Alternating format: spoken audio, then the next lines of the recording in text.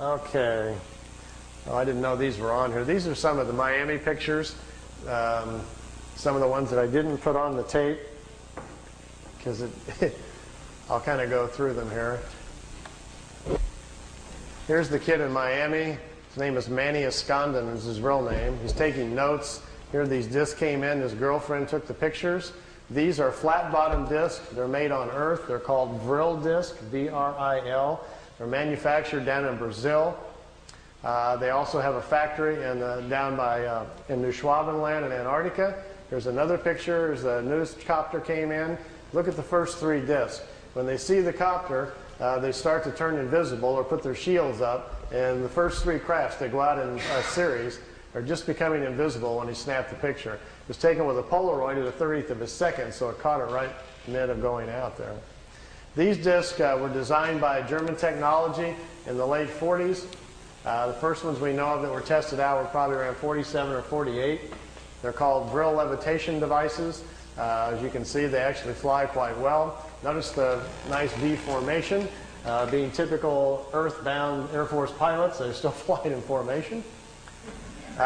We understand this technology a little bit because intelligence has shot down some of their ships, learned how they're doing it.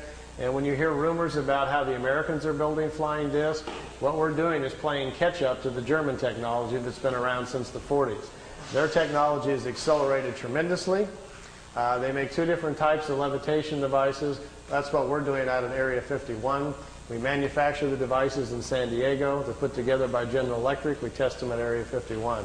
Here's the German disc parked down on the ground at a facility down in Brazil. Here's four guys standing next to it down there. There's a whole row of them. You couldn't count how many were down there. He had his Polaroid with him and grabbed a few short shots here. Over here's two guys here on a craft coming in. You can see the two guys standing here. And down here at the bottom, which I know isn't clear, is one of these old bell-shaped crafts. Many of you are probably not familiar, but there was a fellow named George Adamski back in 1962 who claimed to be having contacts with people from Venus.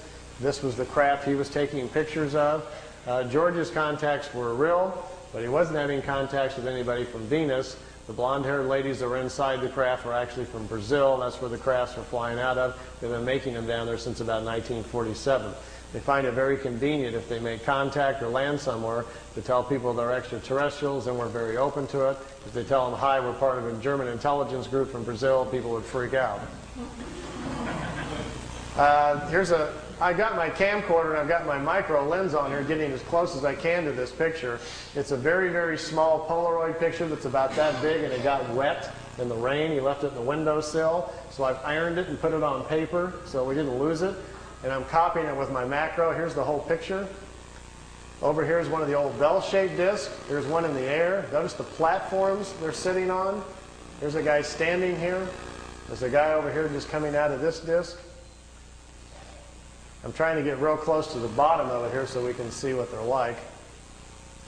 This is an area, if you look on a map, I've got a little videotape over there if you're interested in learning more about this information, called Space Cities. I've narrowed it down to about within a 200-mile range where this facility is at and what they're doing down there. Here's the guy standing there. The discs sit down on the platforms. Remember earlier I was telling you about how the condensers charge out the bottom to have to charge the field up? If you get too close to the Earth, the charge dissipates because it's grounded. These metal platforms, they sit them down on the platforms, then they can keep the ship charged up. And if they need to take back off right away, they can. They don't have to wait for the ship to charge back up. The platforms charge them up for them, so they can lift right back off. If they would set it down without the platform on the tripod legs, they got to go through the process again of charging the capacitors up, which takes 3 to 4 minutes. So if they're in a hurry to get away, they're in big trouble. These old bell-shaped discs actually have 3 Mercedes-Benz truck engines in them, driving the magnetic field. This was their first design that they made. This is the first ones that the Germans built. These craft here were under consideration, and they were working on them in the end of World War II. When you hear about Hitler's secret weapon at the World War II, if you go back and look at the newspapers, That's what he was talking about. They were in hopes they would get these things up and working, and they would still have a chance then to win the war. Fortunately for all of us, they did not, or we'd all be speaking German today.